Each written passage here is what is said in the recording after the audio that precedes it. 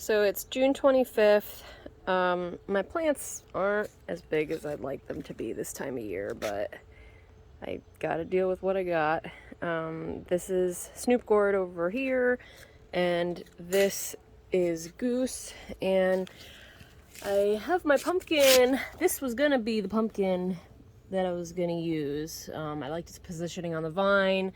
By the time it opens up, the plant will hopefully be big enough, but I just saw this today. Right there's a little split in the vine, and unfortunately it's going in the direction I don't want it to go. If the split was going this way, it wouldn't really affect the vascular system as much, but when it goes perpendicular like that, that's usually bad. I don't know what caused it, because this vine has been laying down fine. We haven't had like wind or anything. I haven't been turning the vine. So I don't know if it just grew really fast and it split because of that. I don't know. So I don't know what to do. I have some backup pumpkins here that I pollinated. I have this guy here. He's doing well. And this was the practice pollination, which is doing well too. But I'm going to cut him off soon because we don't need him. But I might have to stick with him. Because I don't really think I can grow this pumpkin here with that. With that split there. I'm so upset. Yeah, I have to think about this for a little bit, but that stinks. So I wanted to show you Snoop Gourd.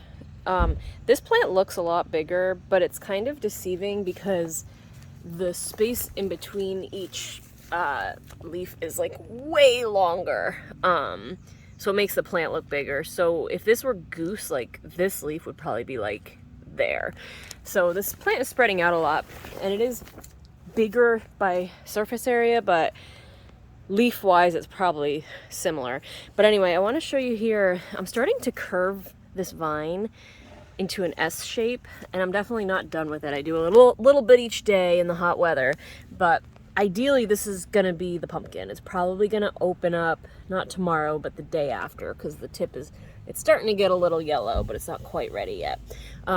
But when this pumpkin grows, if you picture a giant pumpkin, it's gonna start little here, but as it gets bigger, it's gonna really take up a lot of space. And if the vine is flat, that pumpkin's gonna grow into the vine and cause issues. So I'm starting to train this vine to accommodate that. And I'm gonna explain why I'm gonna have an issue with Goose in a minute. So back to Goose. I've been sulking inside for a good half hour. The reason being is I knew the minute I saw this injury, I knew what was gonna have to happen. It has to go. It might not look bad to the untrained eye, but this is bad. This is not good. Like, you might look at these damaged leaves from me being an idiot and spraying it too hot and think, oh, that's a bigger issue. No, this is nothing compared to this. This is a death sentence. If I were to try and grow this, that little thing, as it grows, would just get bigger and bigger. The split would get bigger and bigger, and that means my pumpkin would get less and less from this main vine.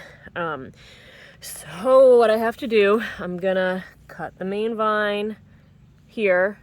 It kills me. Like, I don't want to do it. It's going to be so painful. But I'm going to snip the main vine off here. And this little secondary is going to be our new main vine. And what I'm going to have to do, because it's June 25th and I'm already late, you know, getting pumpkins going, I'm probably just going to, oh, not that one. I'm going to cut this guy, like, today. And hope this guy doesn't abort, and this is probably gonna be the pumpkin. He's not in a terrible position. He is 13 feet down the main vine, and I think he has 19 or 20 secondaries in front of him.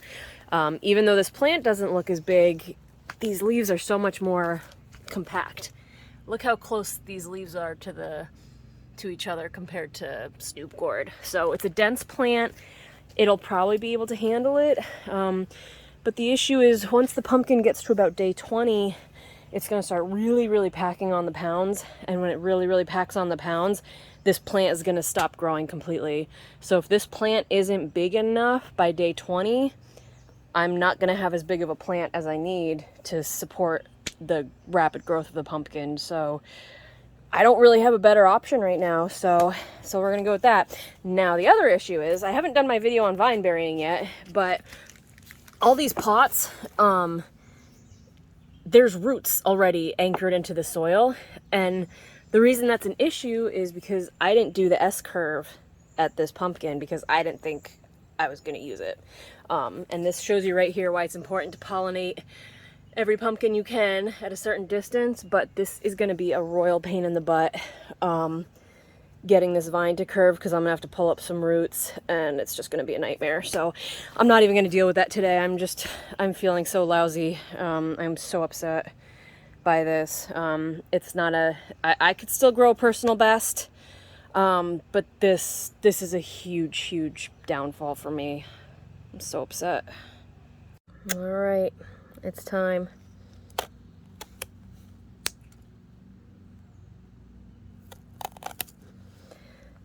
It's done. It had to be done. I am so sad.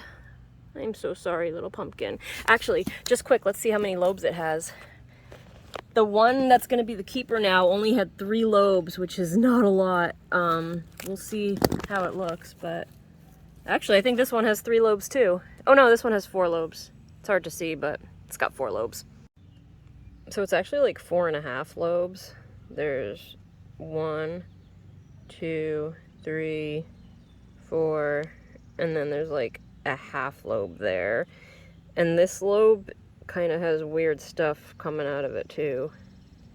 Hard to see. Yeah, right there. It's kind of deformed a little, so maybe this wasn't meant to be the one.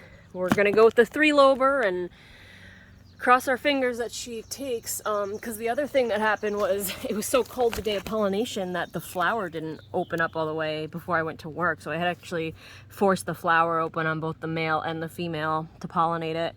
But she's still shiny and looking okay now. Oy, this is so stressful.